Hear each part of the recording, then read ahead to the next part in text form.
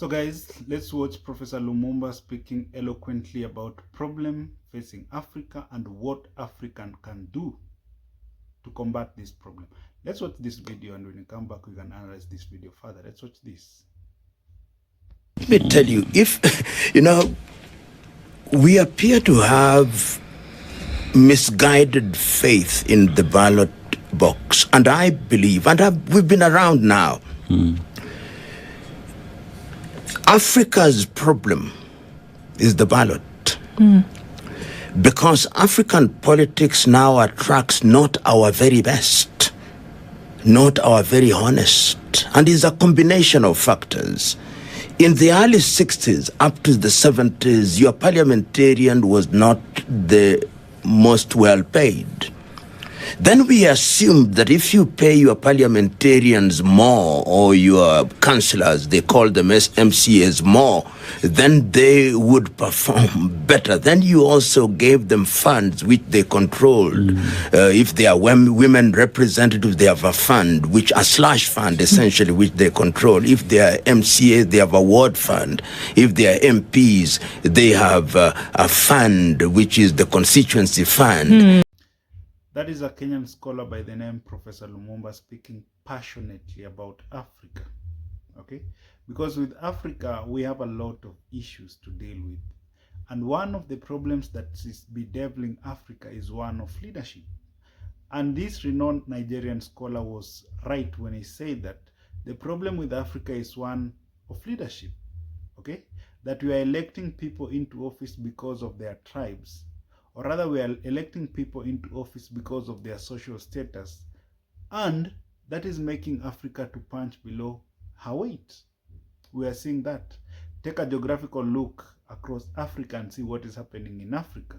Anyway, let's continue listening to Professor Lumumba, and when we come back, we can analyze this video further. Let's watch this. In the next 10 to 15 years, if we continue on this basis, our politics will continue to attract our very worst. And I want to explain what I mean by worst. People think that if you have a degree, you are a professor, you are a doctor, you are an engineer, you are a lawyer, you are good. No. In fact, some of the most dangerous people to this country are professionals. It is character. Yeah. That's why Ryan Holiday says the first thing is discipline, humility, honesty. You must have values. And these are the things that you don't see in many of our politicians. How they conduct themselves, arrogance that they exude. And I'm saying that we must begin working at it. It is not going to be easy. And that is why you see your typical politician loves dividing us along ethnic lines. They say, it is our turn. Let me say this because it has been said. And you see, sometimes I don't blame even the African politician. It's as simple as that. I don't blame them. Why do I say that? I normally blame the electorates, the people who go to vote. Okay? Someone said, in Africa, people don't vote for the president or for the leaders.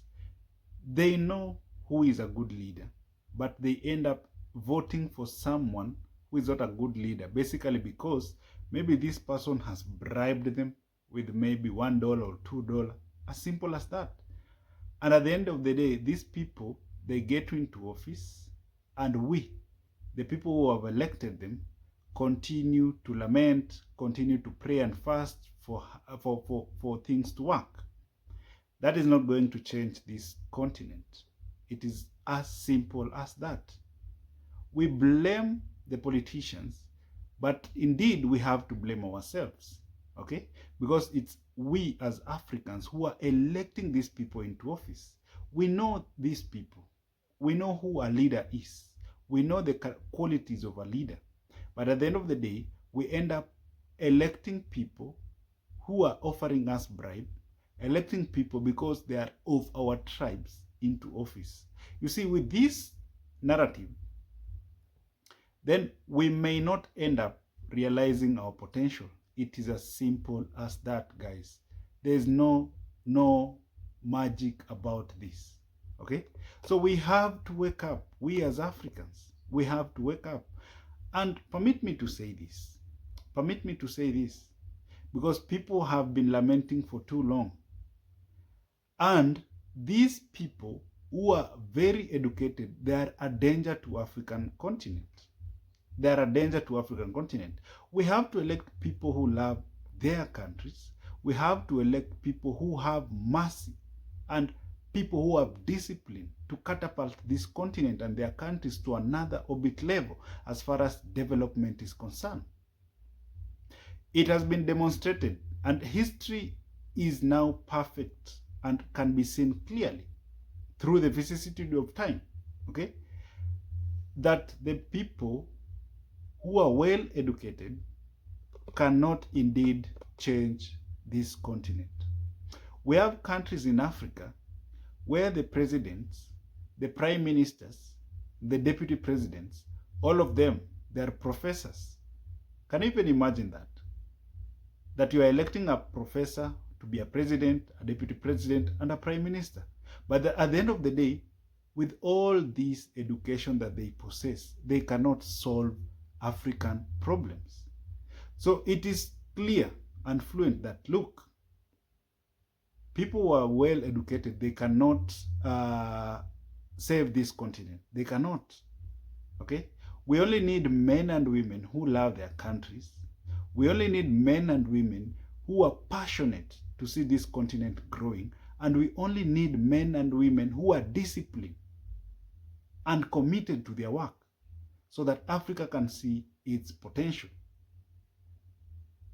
Ladies and gentlemen, it is a wake-up call. In an year's time, 70% of African countries will be heading to elections. So it's incumbent of us to rethink the kind of leaders that we want to elect into office so that these people can spearhead our development agenda. It is incumbent. So we don't have excuse in relations to that. And I normally wonder when I see people blaming the West, like, look, the West are coming here to take our minerals and they are going back to develop their country. So imagine it were you. You know that you have to survive through that means. You have to go for it. So the West, they know what they want and they are coming for it. So we don't need to blame them. We have to blame ourselves. Because it's us, our leaders, who are allowing them to do that. So the West are doing the right thing. They are coming for what they want. So we here are still praying and fasting, hoping that manna will come from heaven. It is not going to come from heaven. So it is incumbent of us to come up, team up, and elect people who are going to catapult this continent to another level. The likes of Traore. You see, even the president of Burkina Faso, President Ibrahim Traore, was not democratically elected into office. Okay? He was not democratically elected into office. But see what he's doing. He's not a professor. He's not a doctor. I doubt even if he has a university degree. But look at the kind of development that he's doing in Burkina Faso. Something that people are really seeing. Something that even other African leaders are envious of. So he is a person who loves his country. He's a person who is fighting corruption. He's a person who knows what Burkina Faso wants. And permit me to say this too, because all of these developments in Burkina Faso, they are done by the money that is contributed by the Burkinabes themselves. 90% of the projects that are happening in Burkina Faso, it is contributed by the people of Burkina Faso, not even the borrowed money.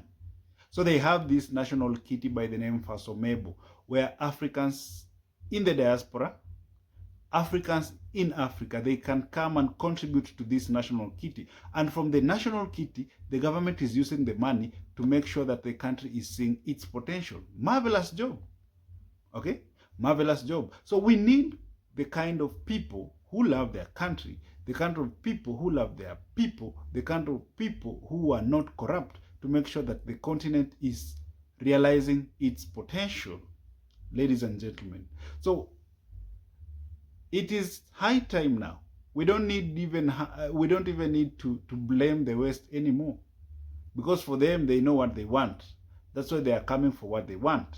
So it's incumbent of us to elect people into office, people who have good morals, the morals that can catapult this continent to another level. And at the end of the day, we realize our potential, we as Africans.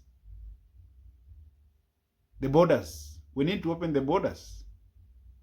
We need to remove both tariffs and non-tariff barriers, which is hindrance to development within the continent. So if we do that, at the end of the day, we will realize our potential. It's as simple as that. So there's no rocket science here. Let's elect people into office, people who love their countries. And at the end of the day, we have to see what the continent will offer to the world around. Thank you so much. If it's your first time here, just like this video and see you next time. Bye bye.